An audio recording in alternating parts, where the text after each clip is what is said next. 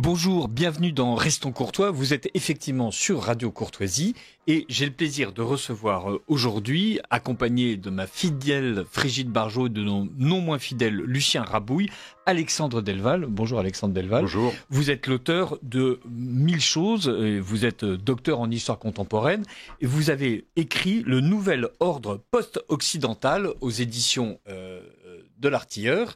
Et avec un sous-titre « Comment la guerre en Ukraine et le retour de Trump accélèrent la grande bascule géopolitique ».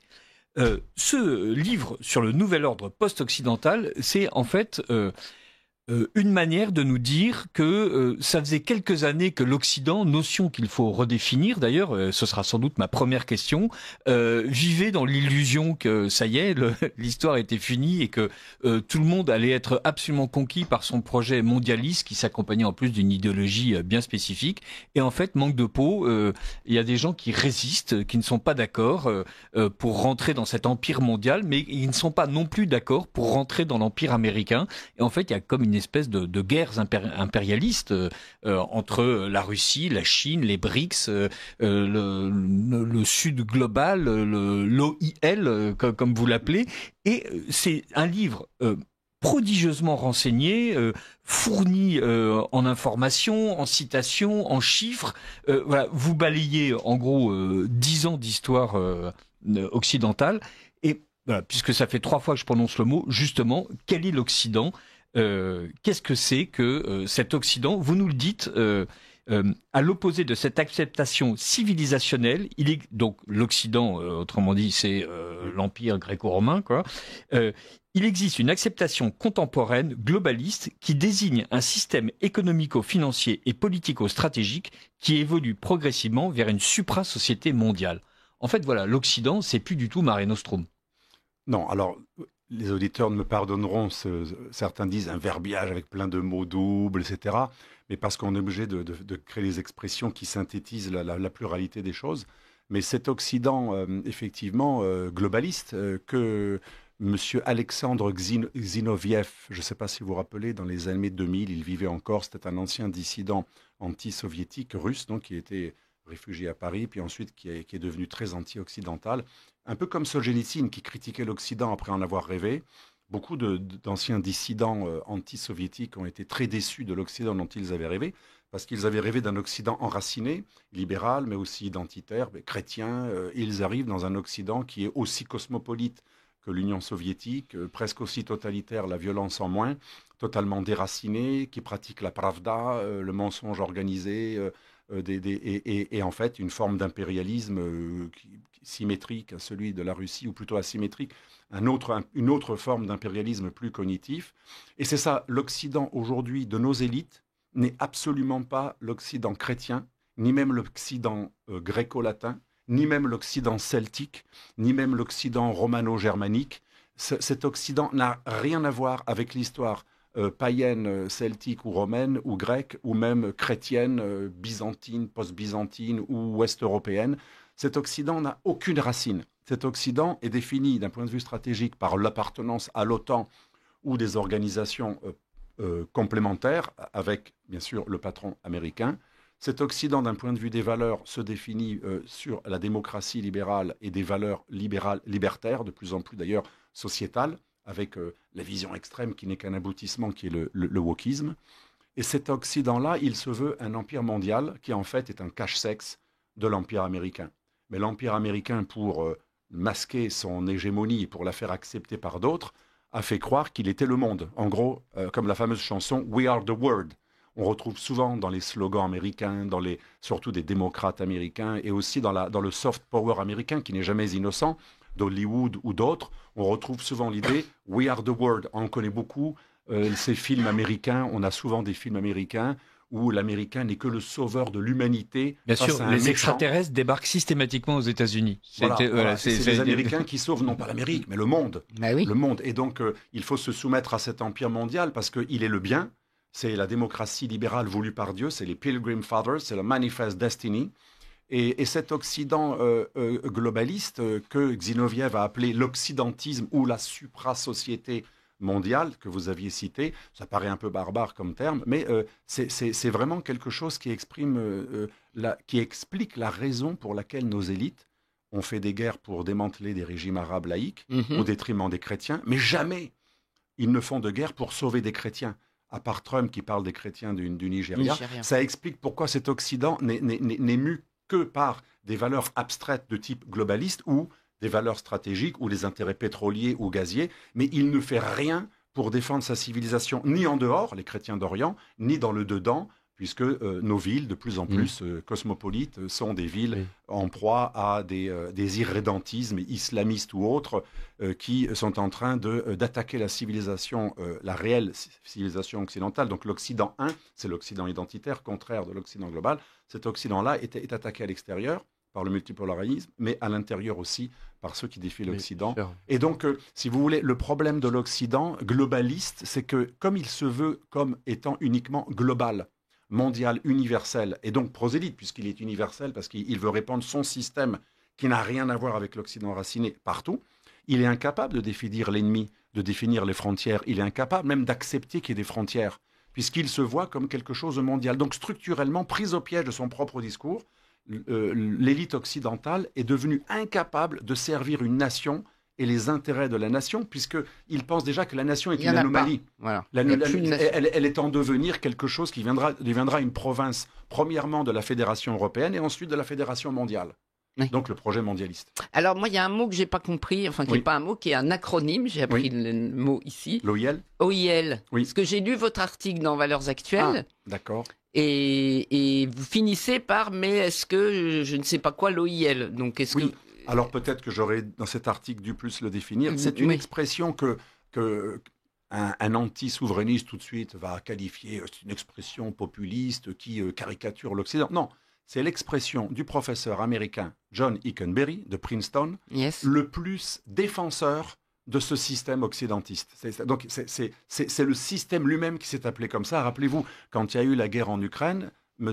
Joe Biden a dit le système de l'ordre international libéral fondé sur des règles vient d'être attaqué par la Russie. Cette expression est utilisée par les dirigeants démocrates américains et en général le deep state américain et le mainstream et pardonnez-moi les mots anglais. C'est pas grave, le cochon est là, on va pouvoir l'abreuver tout à l'heure. Le système mondialiste occidental s'appelle lui-même comme cela. Hein. Vous pouvez voir, il y a plein d'articles universitaires là-dessus. L'ordre international. Un ordre international libéral. Et là où la supercherie est fantastique, fondé, voilà, je connais le système, fondé sur des règles. Alors quand on entend ordre libéral international fondé sur des règles, on se dit, mais finalement, c'est le multilatéralisme, c'est l'ONU, c'est le droit international. Oui. Or, M. Hickenberry lui-même, dans l'autodéfinition qu'il défend, il dit lui-même, ce ne sont pas les règles du droit international, c'est des règles américaines. Mais le mot règle permet, grâce à son ambiguïté, d'avoir l'air de défendre l'ordre international qui serait celui des Nations Unies, du multilatéralisme. Oui, de l'ordre juridique international ancien, on va dire, que Trump fait sauter un peu. Un exemple concret, parce qu'un exemple est toujours utile, les sanctions dites internationales qui ont été impulsées par les États-Unis depuis les lois extraterritoriales, puis ensuite adoptées par les Européens, le 19e paquet de sanctions contre la Russie, etc. Le bateau, vous savez, qui portait du pétrole, que bien récemment on a arraisonné. Oui. Quand on nous a dit il est illégal, il est condamné par des règles internationales, ce n'était absolument pas le droit international et encore moins les Nations Unies. Ce sont des règles unilatérales occidentales, mais qui se font passer pour internationales parce qu'on dit qu'elles sont à portée mondiale. Et donc c'est ça le problème, l'Occident c'est devenu cela. Un unilatéralisme qui s'habille derrière un mondialisme pour faire en fait perdurer une forme de colonialisme planétaire qui n'est plus le colonialisme à l'ancienne où on vient civiliser les peuples inférieurs, mais on vient quand même faire de l'ingérence partout pour que tout le monde adhère à l'OIL. Et vous appelez ça d'ailleurs, avant de passer la parole à Lucien Rabouille. Ah oui, qui bouille. Qui bouille depuis tout à l'heure, voilà, parce que il a bossé le truc à mort. Voilà, je lui ai promis qu'il aurait 12 minutes de discussion. Voilà. Donc cette diplomatie transactionnaire, théâtralisée et décomplexée, on parle de celle de Trump s'oppose frontalement à l'idéalisme libéral, à l'hypocrisie des bons sentiments et des bons comportements affichés ostensiblement, mais qui ont accompagné l'hubris interventionniste qui a dominé la politique étrangère américaine depuis 1990.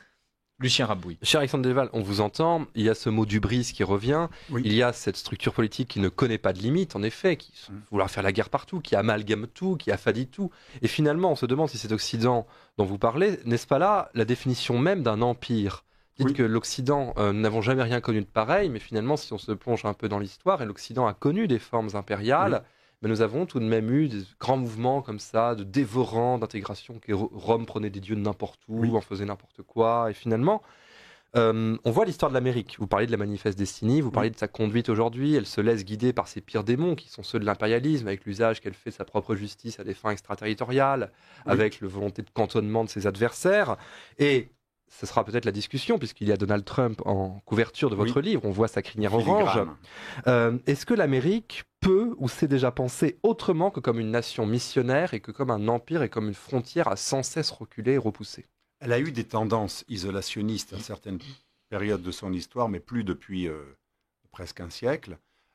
Mais tout de même, dans sa fondation même, l'Amérique, il faut quand même me rappeler qu'à part, à côté des opportunistes qui allaient chercher de l'or et même les repris de justice qui arrivaient en masse, on a eu surtout une élite protestante issue de sectes au pluriel protestantes comme les Quakers, les presbytériens et les actuels evangelicals, les évangéliques, etc.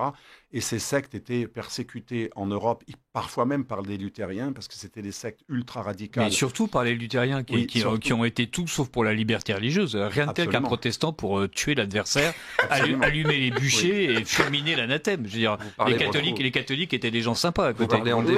Surtout le 24 août. Bienvenue sur Radio Courtoisie. 24 août 1572, ils étaient super cool les catholiques. Et le procès de Salem, oui, on connaît. Mais donc l'Amérique a été fondée par des gens, et là on n'est pas là pour les juger moralement, mais qui avaient une auto-représentation de leur nation comme promise par Dieu, la nouvelle terre promise, la nouvelle terre de Sion, la nouvelle Sion, Manifest Destiny, les Pilgrim Fathers. Là, je suis obligé d'employer le mot, c'est pas. Non, mais il n'y aura pas de punition parce que c'est le nom des pèlerins, des pères pèlerins, et ils sont arrivés dans une nation dont ils ont eu le droit d'exterminer les populations autochtones, puisque ils étaient les vrais croyants dont la nation était voulue par Dieu, et cette nouvelle nation, ils avaient le droit de la bâtir comme ils voulaient, même en massacrant leurs autochtones. Donc, au nom de Jésus dans le sang. Absolument. Donc il y a toujours eu tout de même cette dimension impériale, mystique et messianique de l'Amérique qui se voit elle-même comme le redresseur de tort de l'humanité. C'est le grand point commun que je décelais en 1997 ici sur cette radio dans mon premier livre, Islamisme États-Unis,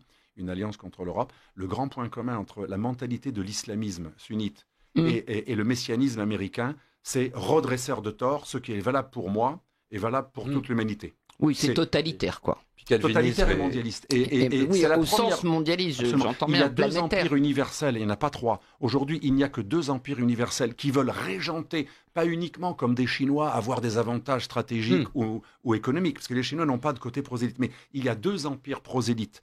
Un qui est en devenir, il n'a pas encore une base territoriale, même s'il a des États qui adhèrent en partie, c'est l'islamisme sunnite radical. Et de l'autre, celui qui, lui, a un État, et avec des moyens, c'est l'Empire américain, mais qui, pour faire asseoir son hégémonie et la faire accepter, parce que quand on veut régner, quand on veut avoir du pouvoir, il faut susciter le consentement. On peut jamais régner uniquement par la hiérarchie. La séduction. Et donc, pour susciter le consentement, la séduction, même définition que le pouvoir, faire quelque chose à quelqu'un, eh bien l'Amérique a créé le mondialisme. Le problème, et c'est pour ça, c'est là que Trump entre en scène, c'est que quand vous produisez du mondialisme, pour justifier votre empire américain universel, le monde vous arrive à la figure. Oui. Exactement. Le mensonge finit comme de même qu'il n'y a pas de frontière pour des rayonnements radioactifs, il n'y a pas de frontière pour un discours qui est à usage universel. Donc les Américains eux-mêmes, une partie des Américains les plus naïfs finalement, et les plus limités d'un point de vue géopolitique, ont fini par croire que c'était vrai.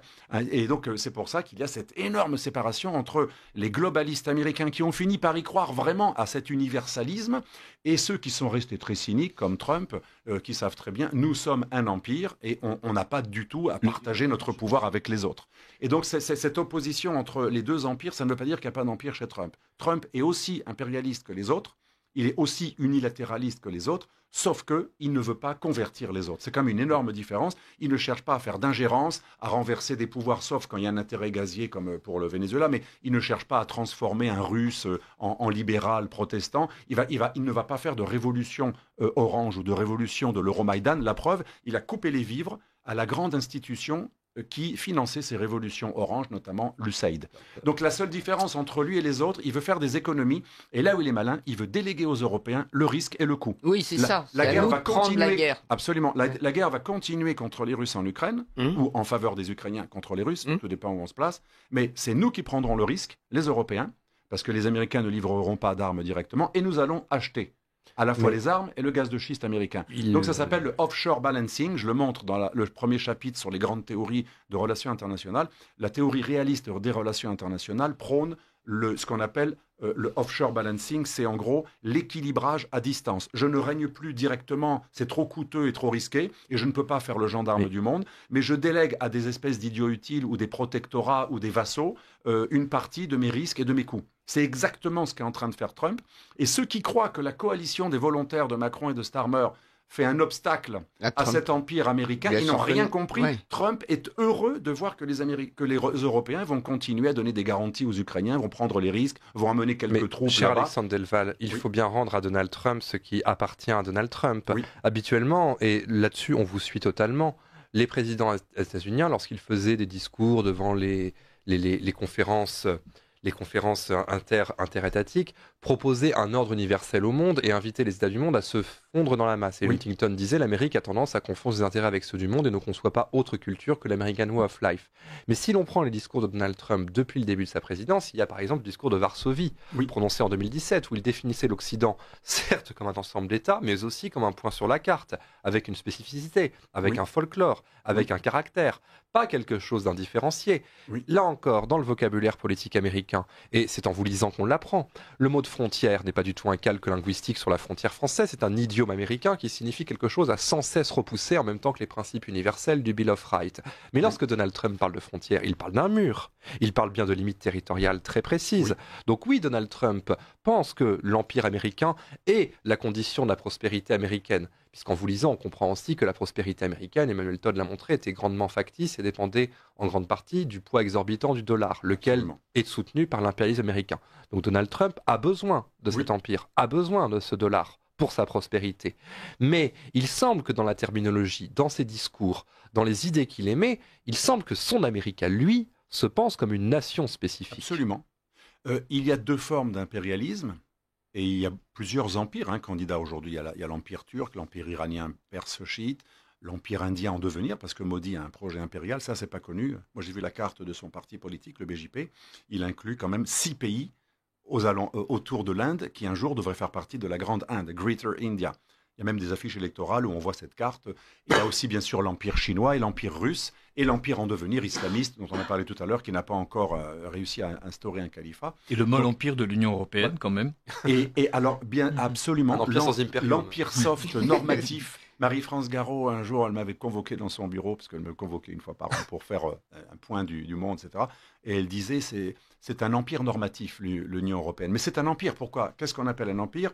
Quand il n'y a pas de frontières fixes. Donc je comprends votre objection, c'est tout à fait intéressant, mais l'empire est tout de même, l'Amérique est tout de même un empire, c'est un empire qui veut des sphères d'influence et qui n'a plus cette prétention totalement universelle. Donc il y a les impérialistes régionalistes en quelque sorte, qui veulent une zone Monroe élargie jusqu'au Venezuela, voire la Colombie, etc., jusqu'au Groenland du et Groenland à l'Australie. Voilà, et en inclusant bien sûr les Five Eyes, les 5 pays anglo-saxons qui ont des accords de défense et de renseignement, Australie, Nouvelle-Zélande, Angleterre, Canada, etc.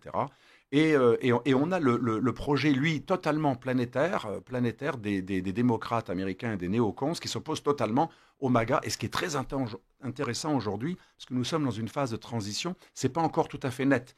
À l'intérieur même du mouvement de Trump, il y a certains néocons qui n'attendent que le prétexte pour un peu faire évoluer leur président. Et il y a le MAGA. Ce qu'il n'a jamais fait. Tous les présidents américains ont été récupérés par l'État profond, sauf Trump, justement. Et il avait beaucoup d'alliés autour de lui qui semblaient issus du mouvement néoconservateur. Et Donald Trump a fait un pas de deux avec eux, mais semble quand même avoir... C'est pas encore fini. Je ne serai pas aussi affirmatif. Non, mais je respecte ce que vous dites, et c'est probablement vrai. Non, mais il ne faut pas accorder à Lucien Rabouille. Quelques crédits. Dans mon ouvrage, je ne raisonne qu'en scénario. C'est-à-dire, le scénario probable est celui-ci, mais il y a des forces très, très puissantes au sein de l'armée, au sein du complexe militaro-industriel, au sein du Sénat, et peut-être après les midterms, Donc la messe n'est pas encore dite et les forces mondialistes néoconservatrices ou interventionnistes œuvrent énormément à faire plier Trump et c'est pour ça que par moment Ce sera ma dernière il est obligé question, de mais- donner quelques gages.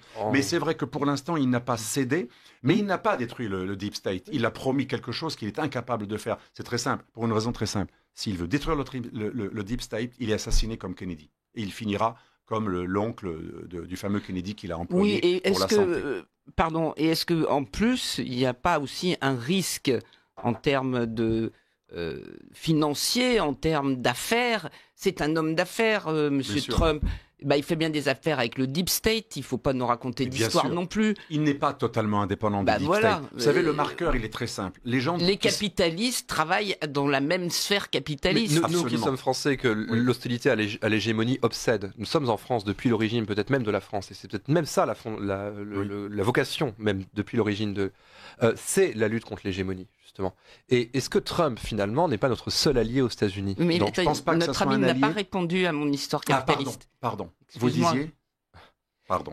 Eh bien que si effectivement il ne pouvait pas lutter totalement contre et éradiquer le Deep State, il faudrait peut-être redéfinir pour nos auditeurs, mais c'est On parce va que parler d'État profond, hein, si Oui. ça oui, dérange enfin personne. l'État profond, mais parce que l'État profond, pour exister et pour être l'État profond, il a énormément de capacités financières, de capitaux. Il sous-tend l'économie. Donc, Monsieur Trump étant un homme d'affaires, je redis, il peut pas couper les ponts avec En tout cas, c'est ce toute que pense. l'organisation économique et Mais bien notamment numérique actuelle qui Absolument. fait tous les moyens d'action, tous les leviers aujourd'hui de la force américaine, Bien sûr. qui a envahi le monde avec Apple, avec les algorithmes, Je avec... pense que les choses sont très complexes et imbriquées et il y a une bataille, ce qu'on appelle dans l'école de sciences politiques américaines la polyarchie, à l'intérieur de tout pouvoir. Moi, je vais souvent en Turquie.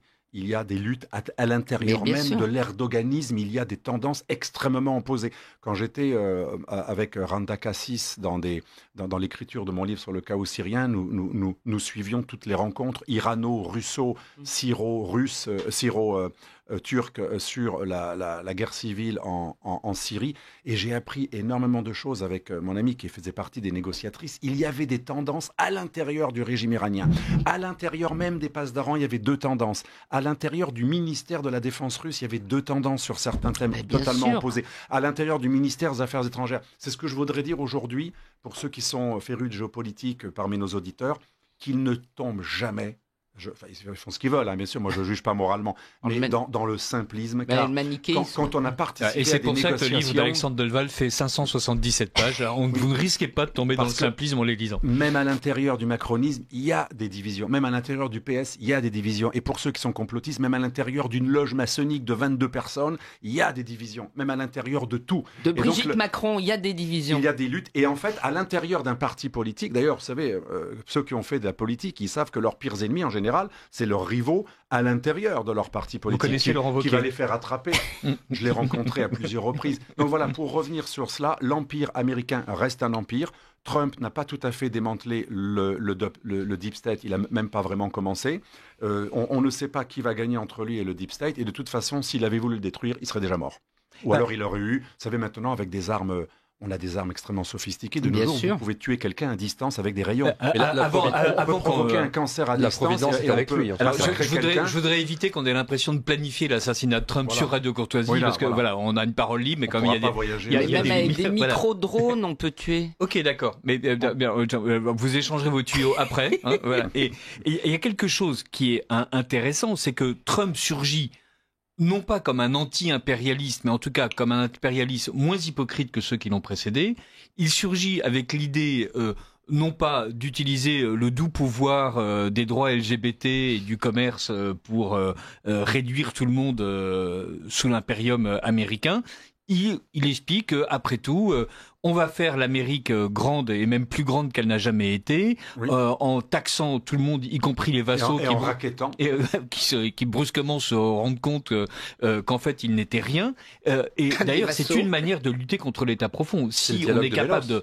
de ramener énorme des 600 milliards de dollars, effectivement, l'État profond va Oui. sans doute être content. Mais c'est surtout cette espèce de moment Trump.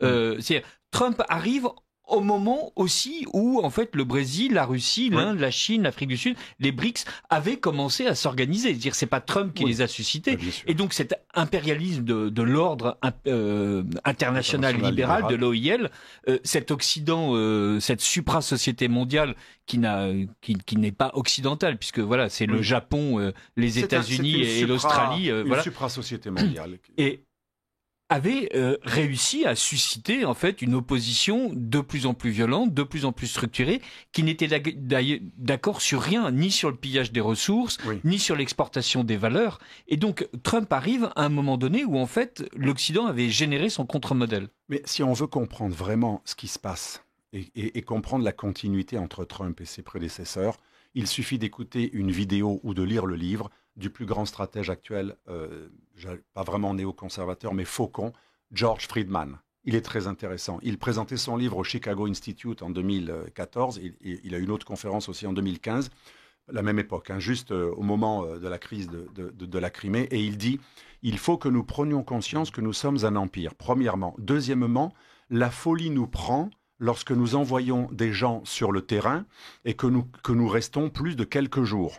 Quand nous voulons développer la démocratie ou instaurer un nouveau système ou organiser des élections, mal nous en prend. Quand un empire intelligent, il intervient rarement, il délègue le plus possible, et quand il intervient, il s'en va tout de suite. C'est exactement ce que prône Trump. Trump dit tout le temps, il a même dit à Netanyahou, tu peux frapper et éclater littéralement le Hamas, mais vite fait, bien fait, que ça ne dure pas trop longtemps, que ça ne mette pas le monde à dos. Et tu t'en vas après. Donc, il faut bien comprendre que Trump est comme les autres, mais sauf qu'il veut faire des économies. L'Amérique vit au-dessus de ses moyens. Il a compris qu'il faut être un peu plus rentable. Le wokisme, pour vous montrer que c'est quelque chose d'absurde pour un réaliste cynique comme lui, non pas parce qu'il est contre les droits des minorités sexuelles, il s'en fout totalement, mais regardez ce qu'a fait Biden. Biden est arrivé au pouvoir, il a traité Ben Salman, l'héritier du pouvoir en Arabie Saoudite, de criminel, de psychopathe et de meurtrier. Ça a valu 4 ans de représailles. Parce qu'un Saoud bédouin, vous ne pouvez pas l'insulter comme ça, même si vous êtes son allié et qu'il y a une alliance stratégique. Pour punir ceux qui l'avaient jugé d'un point de vue des valeurs, alors que ce n'était pas du tout utile pour l'Empire américain, l'Arabie Saoudite a commencé à être candidat aux BRICS, elle a été acceptée aux BRICS. Elle n'a refusé d'entrer aux BRICS qu'au dernier moment quand Trump est revenu au pouvoir, mais l'Arabie Saoudite était dans une trajectoire de vengeance totale pour quelque chose de personnel, pour un jugement. Donc Trump, il sait très bien que si j'oblige les gens à faire des quotas pour les différentes minorités, ou si je juge d'une démocratie interne, ou si je traite quelqu'un de criminel parce qu'il a éliminé un opposant, je vais perdre du business. Ça sert absolument à rien. C'est uniquement ça la différence entre Trump et les autres. Et deuxième chose, je voudrais rappeler à tous nos auditeurs, pour ceux qui sont en extase devant Trump, que c'est Trump qui a armé les Ukrainiens. C'est Trump qui a été le plus dur combattant à Nord Stream 1 et 2. On oublie souvent que Nord Stream 1 et 2 a été bloqué. Il y a eu des sanctions. Les gazoducs, qui ont explosé miraculeusement avec une intervention ukraino-polonaise qui est en fait une covert action de la CIA. Et maintenant, on a arrêté cet été en Italie l'un des membres du commando. L'homme qui a le plus bataillé, qui a exercé des pressions très très dures contre Angela Merkel, qui est une ancienne agente du renseignement russe et qui a très bien connu Poutine lorsqu'elle était chef des jeunesses communistes en Union soviétique. Elle était en Allemagne de l'Est. Ils se connaissent très bien depuis très très longtemps. Et elle a toujours accepté ce deal. C'est Trump qui a le plus bataillé. Il a exercé des sanctions extraterritoriales contre ce projet. Il a fallu réformer les actionnaires et la distribution des actionnaires. Il y a eu aussi des pressions sur l'Union européenne qui a fait des pressions sur Nord Stream. Et c'est Joe Biden qui, avant la guerre en Ukraine, a accepté la mise en service, parce que c'est comme ça, l'Empire américain décide qui va nous donner ou pas du gaz. C'est Joe Biden qui a accepté Nord Stream 1 et 2, et c'est Trump qui l'a empêché pendant tout son premier règne. Donc il faut arrêter, à mon avis, de voir Trump comme un grand ami de la Russie, qui est un ennemi des Ukrainiens. Mais Alexandre Delval... ça, c'est une idéalisation de Trump. Ce qui est certain, c'est que Trump nous livre une guerre économique sans précédent. La seule différence entre lui et ses prédécesseurs, parce que vous savez, la guerre économique aux États-Unis, elle est née d'un grand stratège qui s'appelle Edward Luttwak, qui était le conseiller de l'administration Clinton. C'est dans les années 90 que sont nées les lois extraterritoriales qui rackettent la BNP, etc. Vous connaissez tous l'histoire. Et c'est à l'époque de Clinton que sont nées qu'est née toute cette évolution. Et donc Trump ne fait que faire la même guerre économique que les démocrates ou les néocons américains, sauf qu'il ne l'emballe pas d'un bel habillage, la morale et le droit. Il dit carrément, toi, moi, tu es le moins fort, moi je suis le plus fort. Un peu comme le parrain quand il rachète pour rien le business à quelqu'un qui l'avait humilié. Toi, tu vas me donner ça et moi je te donne rien. Moi, c'est 0, toi, c'est 15. Ou moi, c'est 0, toi, c'est 50. Il n'y a aucune hypocrisie. Il dit carrément, moi, je suis le plus fort. Si tu n'acceptes pas mes 20%, je vais te mettre carrément 150%. C'est soit tu perds un peu, soit je t'écrabouille. Il n'y a aucune hypocrisie. Mais c'est la même volonté de faire une guerre économique à l'Europe. Et donc, quelque part, il est bien pour nous, parce qu'il nous réveille. Oui. Parce qu'il n'enrobe pas d'amitié ou de règles internationales. Lui, il n'est pas dans l'OIM. Lui, il est dans le réalisme pur. Le plus fort écrase le plus faible. Et puis, il est compris par les populations. Mais ça ne veut pas dire que c'est notre ami. Non, mais il est favorable à nous. On comprend ce discours. Absolument. Il est favorable à nos intérêts parce qu'il va nous réveiller, parce qu'il nous dit franchement qu'il veut nous maquer. Il nous dit franchement qu'il veut nous racketter. Il nous dit franchement qu'il nous fait la guerre économique. Donc il va nous réveiller. Les autres nous endormaient en disant que c'était pour le bien de l'humanité. Donc il n'est pas bon pour nous parce qu'il serait notre ami. C'est le pire ennemi des intérêts européens. Il est notre ami parce que, il est objectivement intéressant pour nous parce qu'il nous réveille. C'est très différent. Oui, ne l'idéalisons surtout pas. Il est transparent. On va, puisqu'on a parlé d'affaires, puisqu'on a parlé de gros sous, puisqu'on a parlé d'argent, c'est le moment d'écouter un bobino qui va vous dire que Radio Courtoisie a besoin de 200 000 €. Radio Courtoisie ne vit que grâce à ses auditeurs. En faisant un don à Radio Courtoisie, vous lui garantissez une indépendance totale et la liberté de ton que vous ne trouvez pas ailleurs. Rendez-vous dès maintenant sur soutenir.radiocourtoisie.fr ou envoyez votre chèque au 61 boulevard Murat, 75 016 Paris. Voilà. Et avec ces 200 000 €, on va permettre à Lucien Rabouille de continuer à torturer Alexandre Delval. Alexandre Delval, donc, que nous recevons aujourd'hui dans Restons Courtois pour son livre « Le nouvel ordre post-occidental » qui nous dit comment est-ce que ce moment Trump révèle effectivement un nouvel ordre mondial. Il y a dans un texte que vous connaissez, l'histoire des guerres du Péloponnèse, un dialogue très important qui est le dialogue de Mélos, où les envoyés d'Athènes disent à cette cité qui refuse de se soumettre: nous ne prétendrons pas que notre domination est juste, simplement nous ne pouvons pas vous laisser rester neutres, car s'il y a un acte de neutralité et de déloyauté à notre égard, elles vont être imitées par toutes les cités grecques, on ne règne que par la terreur. Et peut-être que, effectivement, Trump est dans ce moment du dialogue de Mélos où il ne peut pas faire autrement que de maintenir la pression maximale, puisqu'il sait que l'Amérique, désormais, si elle ne maintient pas la pression maximale, risque de voir certains États, par exemple, je ne sais pas, dédollariser leur économie et finalement révéler la prospérité telle qu'elle est factice. Et justement, si on continue un peu dans la profondeur historique qu'on trouve dans l'ouvrage et qu'on trouve dans un certain nombre de vos écrits, et qu'on s'intéresse vraiment en profondeur à ce qu'est le phénomène Donald Trump, est-ce qu'il n'y a pas derrière son mouvement, derrière ces gens qui le soutiennent, derrière ces Américains ordinaires qui sont derrière lui, la résistance profonde d'une nation à son empire? Oui. Puisque c'était après tout le destin de Rome, d'Athènes et puis aujourd'hui de la France que d'être recouvert par les marges d'un empire. Si l'Amérique a voulu américaniser le monde, il ne faut pas s'étonner qu'ensuite le monde soit en Amérique. Si l'Amérique a voulu dominer l'Amérique latine, il ne faut pas s'étonner par la suite que l'Amérique latine soit aux États-Unis. Il en va de même pour la France et pour l'Afrique et le monde musulman. Il en est de même pour Rome, qui avait des empereurs africains ou des empereurs d'Allemagne. Est-ce qu'il ne faut pas prendre au sérieux cette résistance de la nation américaine à son propre empire? Sauf qu'elle risque d'être cocufiée, comme très souvent les électeurs de pratiquement tous les hommes politiques. Parce qu'aujourd'hui, regardez, les plus anti-interventionnistes qui sont carrément même isolationnistes, ce qui n'est pas le cas de Trump. Aujourd'hui, ils sont marginalisés, ils ne sont pas dans le gouvernement. Il n'y a pas un seul vrai isolationniste total au gouvernement.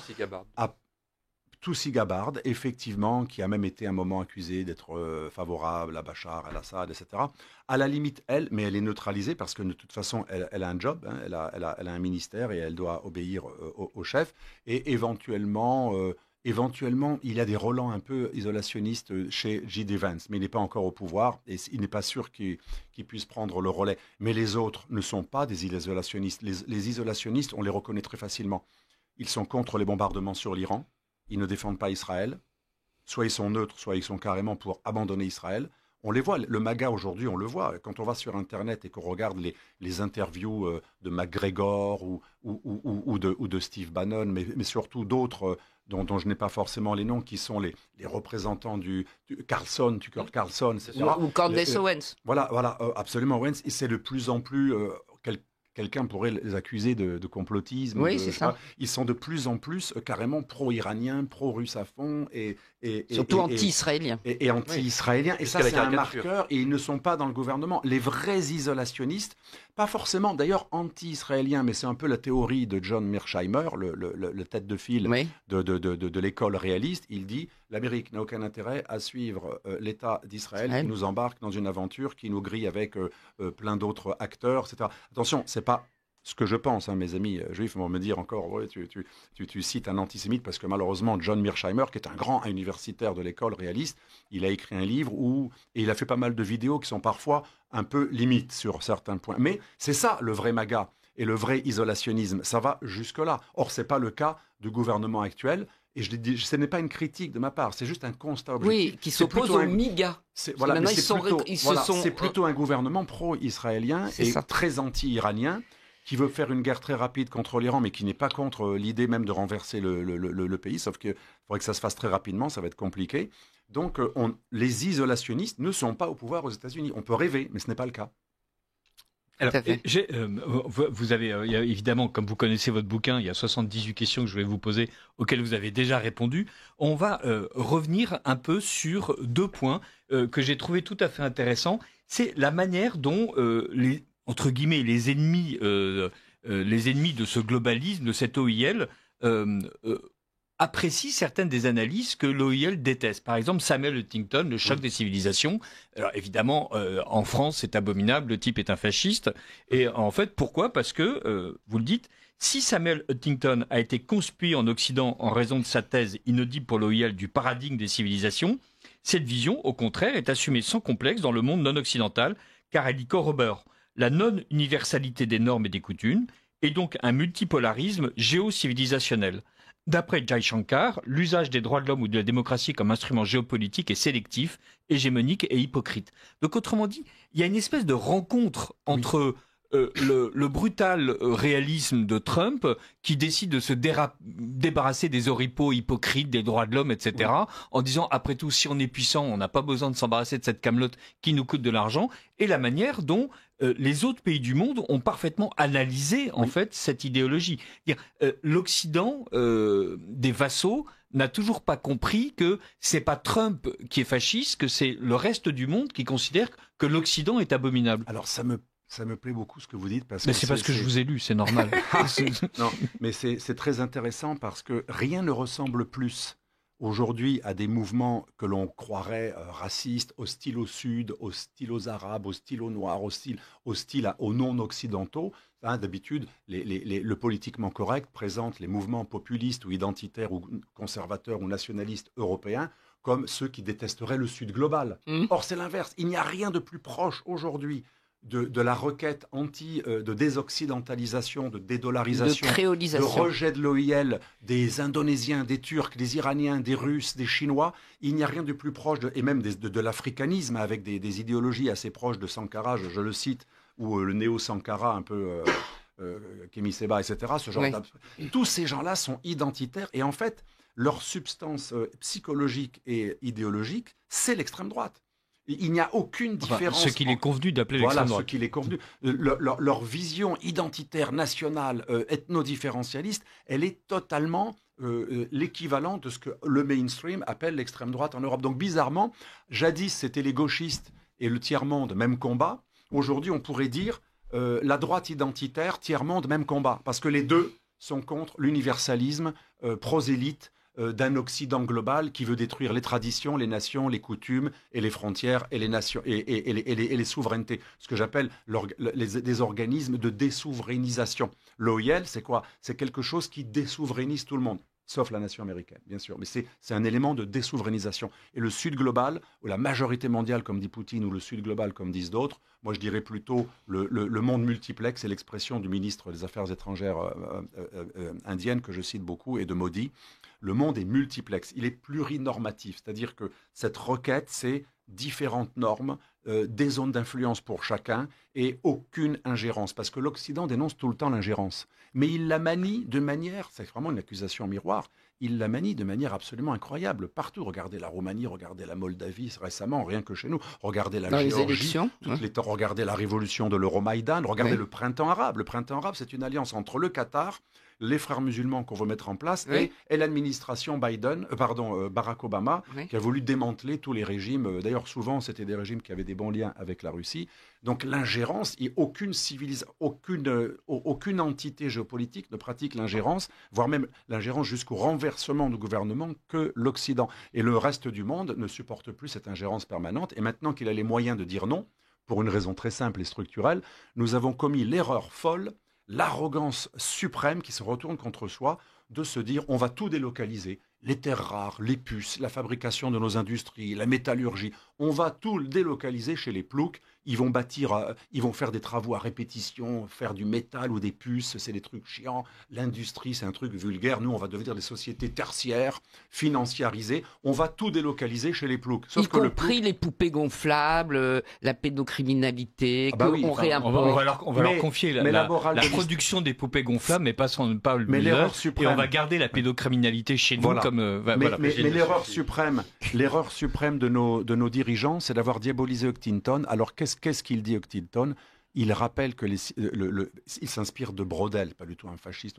Il s'inspire de Fernand Braudel et les civilisations, elles ont des temps longs. Si, il se réfère beaucoup à Braudel. Il le dit clairement dans tous ses articles, dans tous ses livres. Il est un disciple de Braudel direct, en tout cas selon lui-même, en tout cas. Et il parle du temps long de l'histoire. Et si on regarde le temps long de l'histoire, c'est d'une bêtise folle d'avoir considéré les Chinois ou les Indiens comme des ploucs qui ne sauraient que imiter et produire pour nous en restant toujours fidèles et bien dociles. Ils ont inventé la poudre, le zéro, mais aussi bien d'autres choses qui ne me viennent pas à l'esprit. C'est une civilisation qui a inventé les bases des mathématiques, comme le Sunya. En fait, le zéro n'est pas du tout arabe, ça vient des Indiens qui l'ont transmis aux Iraniens, qui eux-mêmes l'ont transmis aux Arabes. On a tous lu l'histoire des mathématiques dans la collection bouquins. Mais de telles civilisations, croire que ce ne sont que des assembleurs qui ne prendront jamais leur autonomie, quelle folie! Et c'est ça qui nous retombe dans la figure. C'est ça aussi, la mondialisation. Quand la mondialisation n'est pas considérée comme ce qu'elle est, c'est-à-dire quelque chose de neutre, un champ d'action où on peut échanger un peu plus rapidement qu'avant. Ce n'est que ça, la mondialisation. Nous, on a eu une lecture, nous, les dindons de la farce européens, on a cru que la mondialisation voulait dire c'est l'arrivée du mondialisme. On a pris nos désirs pour des réalités. Non, mais Or, parce la qu'on écoute mondialisation... Jacques Attali, c'est tout. Mais voilà. surtout, ce qui est intéressant, c'est que la Chine est le pays le plus mondialisant et mondialisé. Oui. C'est le pays qui est le cœur de la mondialisation. Et il est totalement hostile au mondialisme. L'Indonésie, la Malaisie, maintenant, ils produisent des puces, pas uniquement de l'aluminium. La Malaisie, elle est un des grands producteurs de puces, donc semi-conducteurs. C'est des pays qui sont à fond dans la mondialisation. Mais au moment où ils sont entrés dans la mondialisation, ils sont devenus identitaires, plus islamistes et plus nationalistes. On se rappelle des propos de l'ancien Premier ministre de Malaisie, Mahathir, qui a carrément soutenu les islamistes les plus radicaux après l'histoire de Charlie Hebdo. C'est pas du tout des bisounours de l'OIL. Ils sont pas du tout ni laïcs, ni sécularistes, ni pour les droits des minorités. Ils ont une vision totalitaire, nationaliste et identitaire et religieuse. Donc nous sommes les seuls à avoir cru que la mondialisation, ça allait nous faire abaisser la garde. On est tous des frères. C'est le village global, la tarte à la crème de beaucoup de naïfs qui disent « moi je suis citoyen du monde ». Très bien, c'est une très belle idée. Mais va en Iran et va dire tu passes la frontière illégalement en Iran ou même en Algérie et dis-leur salut mon ami, moi je suis pas contre toi, je suis citoyen du monde. Bah, tu passes la frontière illégalement, là-bas tu es carrément déporté. Et tu peux finir torturé en prison. Donc cette idée est une idée folle parce que nous sommes les seuls. Si tout le monde pensait la même chose, à la limite, pourquoi pas? Mais nous sommes les seuls à avoir cette vision mondialiste de la mondialisation. Mais qu'est-ce qui nous manque en Europe pour considérer la mondialisation non pas comme une fin, mais comme un moyen technique dont on pourrait se servir? Et vous citez, je crois, Oswald Spengler, et Huntington s'y réfère sans le dire, puisque c'est un penseur qui n'est pas convenable forcément de citer en société. Qu'est-ce qui nous penserait pour nous penser justement comme étant un point particulier qui doit se débattre dans le fracas du monde et non pas simplement comme l'ami universel du genre Alors humain? là, j'en parle un petit peu, mais là, on est dans la psychanalyse, bien que je ne sois absolument pas freudio-lacanin, on est plutôt dans la psychologie comportementale. Jungen, Jürgen, ou même surtout là, on a besoin d'une psychologie à l'américaine comportementale cognitive, c'est-à-dire il faut enlever un bug et un blocage. L'Europe est totalement bloquée par ce que les Italiens, Diego Fusaro en Italie, un philosophe un peu ancien gauche devenu souverainiste, il appelle ça l'autoracisme. J'adore cette expression, elle est tellement vraie, l'autoracisme. L'Europe et dans une véritable pathologie collective, une maladie mentale collective, l'Europe a intégré l'idée que lui-même est la pire des civilisations et que il doit payer comment? Comme il ne peut pas rembourser, puisque contrairement au christianisme, parce que notre cher christianisme, il peut nous culpabiliser si nous avons commis une faute, mais elle est pardonnable. La faute. Et surtout, il faut d'abord la reconnaître. On la reconnaît et elle est pardonnable si on la reconnaît. Si on dit qu'on recommence pas. Si on dit qu'on recommence pas, mais on est pardonnable. Dans le politiquement correct, l'Européen n'est pas pardonnable. Il est pardonnable que s'il expie sa faute s'il devient l'autre. Voilà. L'expiration de la faute de l'homme blanc, c'est de disparaître. Oui. C'est ça. Ce qui est dans la psychologie, la forma mentis européenne aujourd'hui, c'est « je suis la pire des civilisations ». Et ça explique que nos élites acceptent une immigration totalement allogène et même religiogène, allo-religieuse. Elle ne l'accepte pas, elle l'accueille. Mais vous remarquerez qu'elle n'organise pas une immigration chrétienne. On peut faire venir 3 millions de Philippins assez facilement, il y a des candidats, ou d'Amérique latine, etc. Elle organise une immigration de manière privilégiée, prioritairement arabo-islamique ou africano ou turco ou pakistano-islamique. Regardez les rues de Londres, c'est-à-dire que nos élites ont fait venir... Paris, ça va aussi... Nos élites ont fait venir en masse en Europe la civilisation qui a le plus d'hostilité envers la nôtre, que ce soit l'ancienne chrétienne ou que ce soit la mondialiste. Et donc, c'est un véritable acte manqué, comme diraient les psychologues, de suicide. Et ça, c'est quelque chose qui se guérira que si nous reprenons amour de nous-mêmes. Et ça va être... Il faut une thérapie d'amour de soi. Ou une conversion, peut-être. Ou une conversion. Au christianisme. Mais... Nous en parlions il y a 10 ans.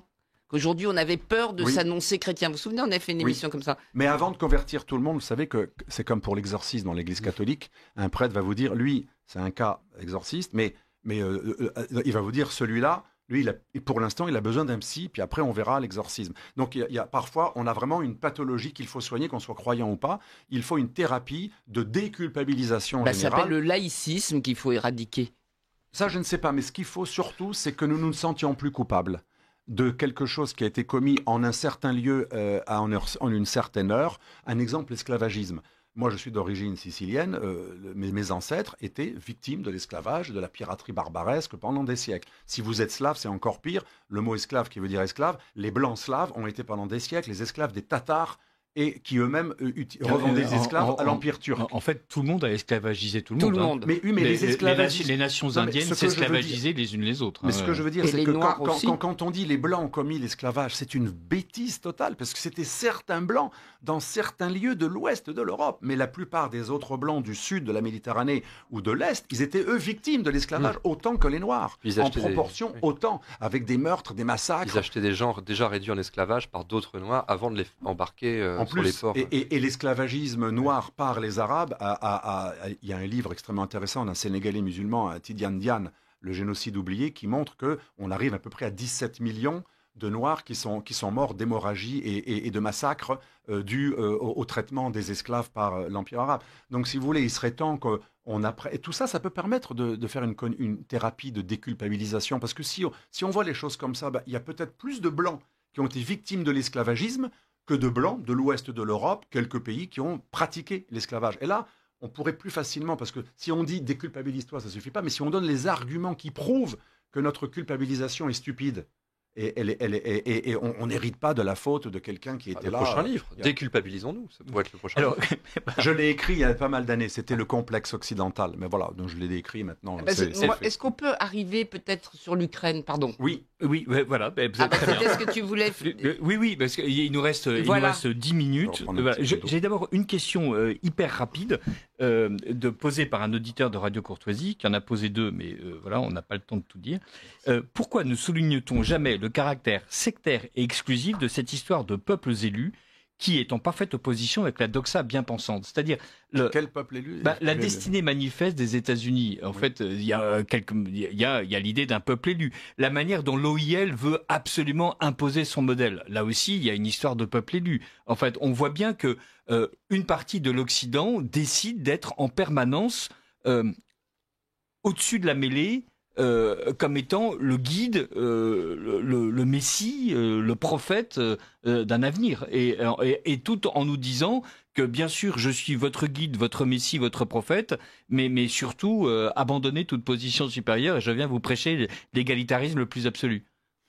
Oui, il est certain que tout suprémacisme conduit à l'hubris et à un excès tout à fait qui se retourne contre soi. Je suis tout à fait d'accord avec cela. Sinon, en ce qui concerne l'expression peuple élu, elle est connotée, elle renvoie à autre chose. Dans l'Ancien Testament, vous voulez dire. Dans l'Ancien Testament, mais là aussi. Enfin, c'est ce que vous parliez avec la destinée manifeste, les pères pèlerins. Enfin, voilà. Le peuple élu, destinée manifeste. Là, on parlait des Américains. Mais l'expression dans la Bible a une toute autre signification. Mais pour l'Amérique, il est clair qu'effectivement, c'est extrêmement nuisible à la paix mondiale qu'un pays qui se croit supérieur et qui pense que ce qui est valable pour lui et pour les autres, y compris lorsqu'il nous raquette, regardez la BNP Paribas. Je le répète tout le temps parce que c'est pas connu. Elle a eu 9 milliards d'amendes, à peu près 8,6 milliards de dollars. Mais vous savez combien était la faute, soi-disant faute, jugée par l'extraterritoriale américaine. La BNP Paribas avait investi 160 millions de dollars sur la zone Soudan-Somalie. Pour 160 millions de fautes. C'est-à-dire déjà de quoi je me mêle. Une loi américaine qui nous interdit, une banque française, d'investir en Afrique de l'Est. Pour 160 millions, l'amende fut de 9 milliards de dollars. C'est pas une amende, c'est même le fisc rêverait d'un tel multiplicateur. C'est du racket. C'est du racket qui va directement sur le trésor américain. Et vous savez, la réponse de l'Europe, et là on parlera de l'Ukraine tout de suite, la réponse de l'Europe depuis que ces lois existent, donc depuis les années 94, l'époque Clinton, eh bien la réponse de l'Europe, ça a été, nous allons mettre en place un instrument pour répondre à ça. L'instrument s'appelle toujours un instrument. On n'a pas vu à quoi il sert, mais on réfléchit à un instrument depuis 1994, parce qu'au début, l'Europe était totalement contre les lois extraterritoriales. Elle refusait cette idée d'extraterritorialité de loi nationale. Voilà, c'est tout ce que je voulais dire là-dessus. Et maintenant, avec le prétexte de la guerre en Ukraine, c'est la transition, l'Europe maintenant a endossé les lois extraterritoriales, elle les a fait siennes et elle s'est embarquée dans cette hubris qui fait que le monde multipolaire va s'accélérer puisque contre nos sanctions euro-américaines extraterritoriales qui ne sont pas reconnues, je le répète, par les Nations Unies, le droit international n'accepte des sanctions internationales juridiquement valables que lorsqu'il y a un vote en Conseil de sécurité des Nations Unies. Donc toutes ces lois sont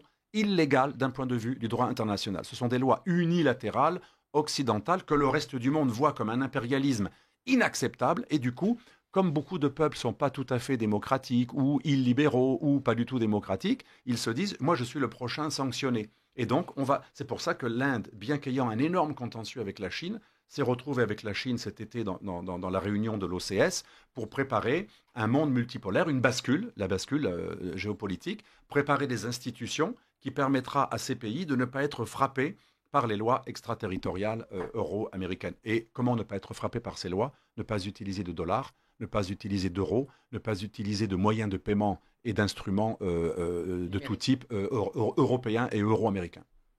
Alors, justement, l'Ukraine. Donc, parce que vous nous dites... Il y a un gros chapitre sur l'Ukraine. Oui, c'est ça.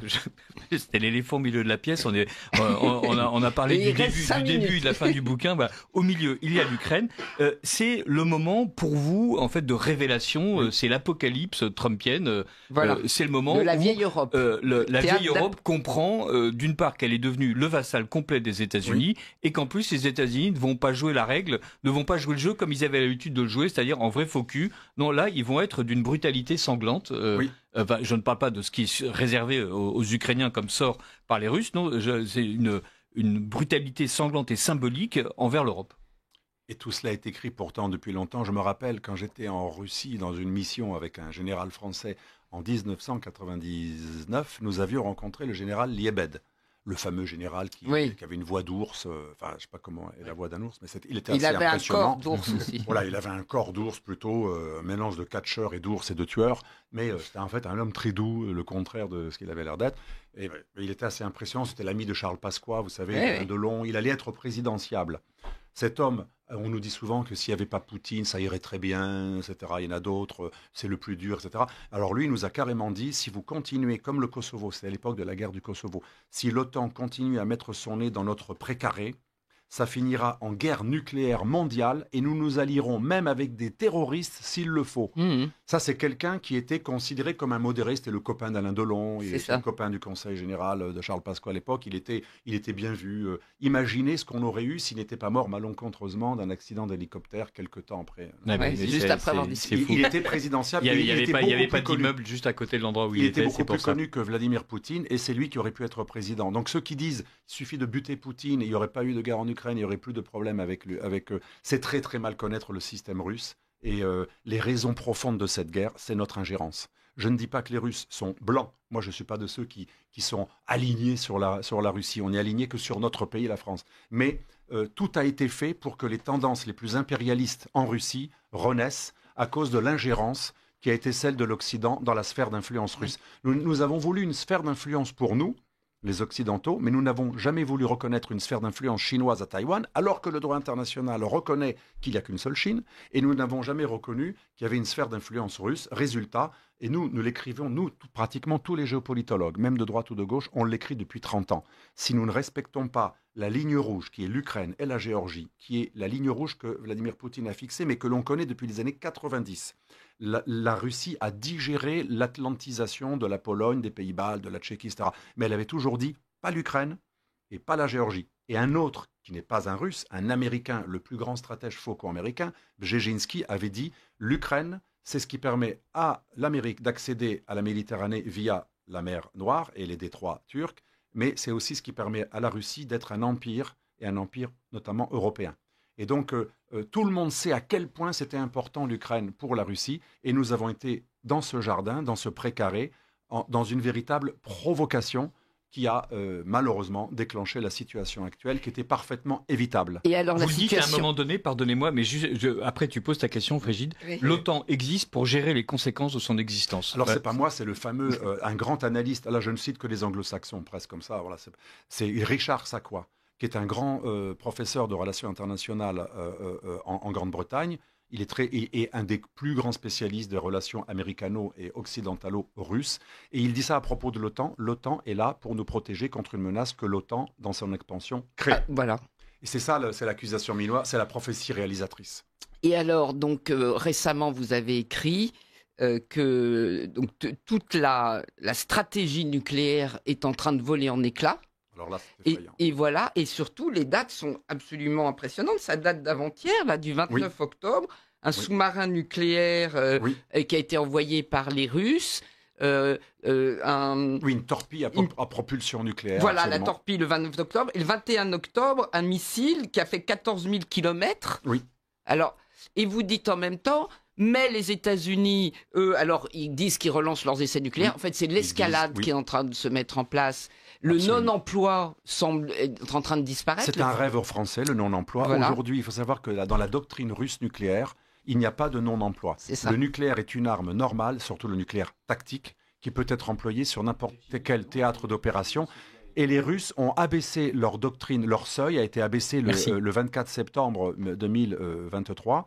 De 2024, pardon, la Russie a révisé sa doctrine nucléaire à la suite de l'opération de Koursk. Quand nous avons aidé Zelensky et les Ukrainiens dans cette opération d'infiltration, de conquête de territoire. Avec les drones. Non, c'était un an avant, quand on a aidé les Ukrainiens à prendre vers Koursk une partie du territoire russe. Oui. Mais vous avez raison, un an plus tard, avec des drones, on a bombardé des avions stratégiques qui peuvent porter des ogives nucléaires russes, en violation du traité New Start, qui faisait qu'on montrait ces avions exprès. Les Russes n'étaient pas naïfs, ce n'était pas qu'ils ont été découverts bêtement avec des avions non cachés, c'était un accord entre Américains et Russes qui permettait de voir les avions de chacun dans le cadre d'accords. Eh bien, tous ces accords de limitation des armes, d'interdiction des essais nucléaires total ou de limitation des missiles antibalistiques, donc le traité ABM ou le traité sur les forces nucléaires intermédiaires, l'INF, tous ces traités sont caducs aujourd'hui et ont été dénoncés en premier par George Bush dans les années 2000 et depuis la guerre en Ukraine, la Russie les a également tous dénoncés. Il en reste un qui va expirer en 2026 et à cause de ces bombardements sur les bombardiers stratégiques russes cet été, eh bien, il n'y a plus aucune confiance et ce traité va probablement devenir caduc puisqu'il n'y a plus aucune confiance dans la crédibilité de l'application de l'accord par l'autre. Vous imaginez bien que si dans le cadre d'un accord, je montre mes avions pour que l'autre puisse savoir ce que je fais, et vice-versa. Mais si l'autre, qui lui-même a accepté de montrer ses avions parce que moi je montre les miens, donc c'est la confiance, s'il profite du fait que moi je suis clean, je montre mes avions, je suis réglo, et il en profite pour donner des indications aux Ukrainiens pour bombarder ces avions, ça veut dire que c'est comme une attaque sur le dispositif nucléaire, et c'est une remise en question de la dissuasion nucléaire russe. Ça veut dire que les Russes aujourd'hui, ils se préparent à toutes les options, y compris des représailles nucléaires sur l'Ukraine, voire sur un pays de l'OTAN qui serait considéré comme non défendu ultérieurement par les Américains. Nous n'avons jamais été aussi près d'une guerre nucléaire tactique. Et ça, c'est le résultat de la folie de Zelensky. De son point de vue, je le comprends, il sait qu'il va être assassiné par le groupe Azov s'il fait la moindre transaction avec les Ukrainiens, avec les Russes. Lui, il est dans une logique, une spirale où il ne sait pas où il peut aller. Ils essaient de nous entrer. Et la seule configuration pour laquelle les Ukrainiens pourraient gagner, ce serait toutes les forces de l'OTAN, qui peuvent détruire la flotte russe en Crimée, par exemple, et toute la... Moi, un militaire de haut rang m'a confirmé que l'OTAN est capable de détruire, avec des missiles de précision, pratiquement tous les dispositifs militaires russes en Ukraine. Oui, mais après, la conséquence, ce serait quoi? La Russie utilise l'arme nucléaire. Elle balance. Et donc, Zelensky sait que grâce à l'OTAN, on pourrait éliminer l'armée russe en Ukraine. D'accord, mais ça voudrait dire quoi? Les armées de l'OTAN et 300 000 hommes. Or, on ne veut pas envoyer 300 000 hommes et on n'ira pas jusqu'à une guerre directe générale.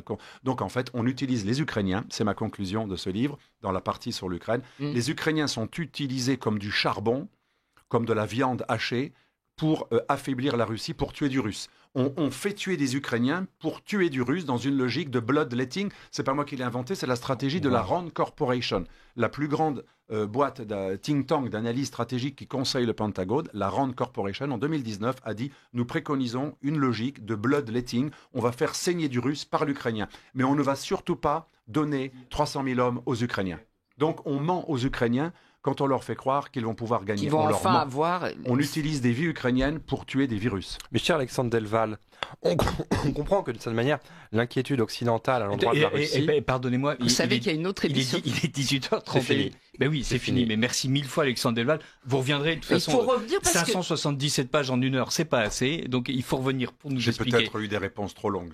Non, pas du tout. Vous avez été passionnant. On est tellement ignares dans ce qui est en train de se passer de notre propre Frégine monde. parle pour elle. Car, voilà, le reste des auditeurs de Radio Courtoisie et moi-même sommes parfaitement ferrés à glace sur toutes ces questions. Non, merci 1000 fois. Le nombre de post-it le prouve.